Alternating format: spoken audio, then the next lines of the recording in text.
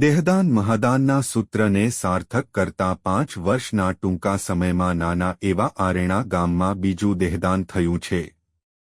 આરેણા નિવાસી પર્યાવરણ પ્રેમી અને પરિવારના મોભી એવા આદરણીય કાનાભાઈ નાથાભાઈ સોલંકીનું તા 260425 સાંજના સમયે દેહાવસાન થયું છે.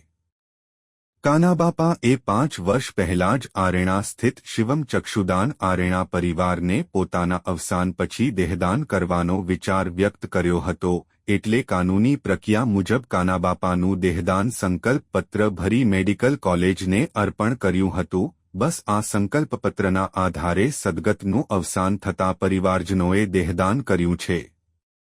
દેહદાનમાં કાગળોની પ્રક્રિયા દિલીપભાઈ સોલંકી અને મોહિતભાઈ સોલંકી દ્વારા પૂર્ણ કરી હતી. જ્યારે મા ગૌ સેવા હોસ્પિટલના ટ્રસ્ટી ડો. અરુણ તન્ના સાહેબ અને ડો. રાકેશ યોગાનંદીએ કાનાબાપાને મૃત જાહેર કરીને પેપર વર્ક પૂર્ણ કર્યું હતું. જ્યારે હોસ્પિટલ અને મેડિકલ કોલેજ ખાતે જવા માટે એમ્બ્યુલન્સની વ્યવસ્થા ગૌરક્ષા સેના માંગરોળ દ્વારા કરવામાં આવી હતી. દેહદાન સમયે કાનાબાપાના દીકરા બાબુભાઈ, ભીખાભાઈ તથા ઉકાભાઈ અને એમનો પૂરો પરિવાર તથા સોલંકી પરિવાર સાથે રહી અંતિમ વિદાય આપી હતી. આ સમયે ગામના લોકો મોટી સંખ્યામાં ઉપસ્થિત રહ્યા હતા ને શ્રદ્ધાંજલિ અર્પણ કરીને પરિવારના સદવિચારને બિરદાવી દુઃખદ સમયે સાથ અને સહકાર આપ્યો હતો. પોરબંદર સરકારી હોસ્પિટલ અને G.M.E.R. મેડિકલને દેહદાન અર્પણ કર્યું છે.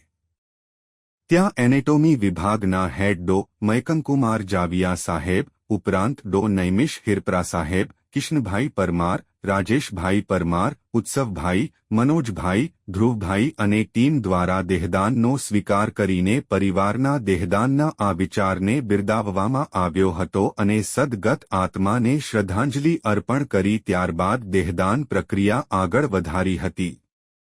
આવા માનવ કલ્યાણ અર્થે દેહદાન કરી કાનાબાપાએ સમાજમાં ભામશાનું સ્થાન લીધું છે.